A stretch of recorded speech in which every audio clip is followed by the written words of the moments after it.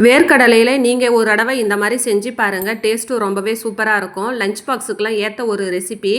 இதுக்கு ஒரு கடாயில் 1 ஸ்பூன் அளவுக்கு ஆயில் சேர்த்துக்கிறேன். 1 ஸ்பூன் அளவுக்கு வெள்ளை எள்ளு, 2 ஸ்பூன் அளவுக்கு வறுத்த வேர்க்கடலை, ஒரு 4 காஞ்ச மிளகாய் எல்லாமே சேர்த்து வறுத்ததுக்கப்புறம் 1 ஸ்பூன் அளவுக்கு வெள்ளை எள்ளையும் சேர்த்துக்கிறேன். இது கூடவே ஒரு கைப்பிடி அளவுக்கு துருவின தேங்காய் எல்லாத்தையுமே சேர்த்து வறுத்து கொஞ்சம் ஆறுனதுக்கப்புறம் மிக்ஸி ஜாரில் குறப்பாக அரைச்சி எடுத்துக்க போகிறோம். நம்ம மதியானம் வடித்த சாதம்லாம் மீதி இருக்கும். நைட்டு குழம்புலாம் எதுவுமே இல்லைன்னா டக்குன்னு இந்த மாதிரி செஞ்சு கொடுங்க. டேஸ்ட்டு ரொம்பவே டிஃப்ரெண்ட்டாக இருக்கும். குட்டீஸுங்களுக்குலாம் லஞ்ச் பாக்ஸுக்கு செஞ்சு கொடுக்கக்குள்ளார லஞ்ச் பாக்ஸு கண்டிப்பாக எம்டியாக தான் வருமே. அவ்வளோ சூப்பராக இருக்கும் டேஸ்ட்டு. இப்போ மறுபடியும் அதே கடாயிலே 1 ஸ்பூன் அளவுக்கு ஆயில் சேர்த்து கொஞ்சமாக சீரகம், 1 ஸ்பூன் அளவுக்கு கடலப்பருப்பு, 1 ஸ்பூன் அளவுக்கு வறுத்த வேர்க்கடலை எல்லாமே கொஞ்சம் பொரிஞ்சதுக்கப்புறம் ஒரு மீடியம் சைஸு வெங்காயத்தையும் கட் பண்ணி இது கூட சேர்த்துக்க போகிறோம்.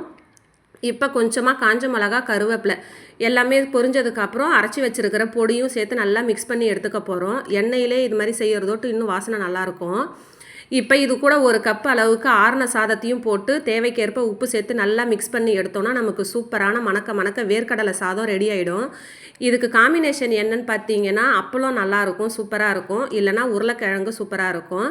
நம்ம பார்த்தா அப்பளத்தோடு தான் வச்சு சாப்பிட்றான். டேஸ்ட்டும் ரொம்பவே சூப்பராக இருந்துச்சு. இந்த வீடியோ உங்களுக்கு பிடிச்சிருந்தா லைக் பண்ணுங்கள், ஷேர் பண்ணுங்கள். மறக்காமல் பார்த்தா விலாஸ் சேனலை சப்ஸ்கிரைப் பண்ணிக்கோங்க.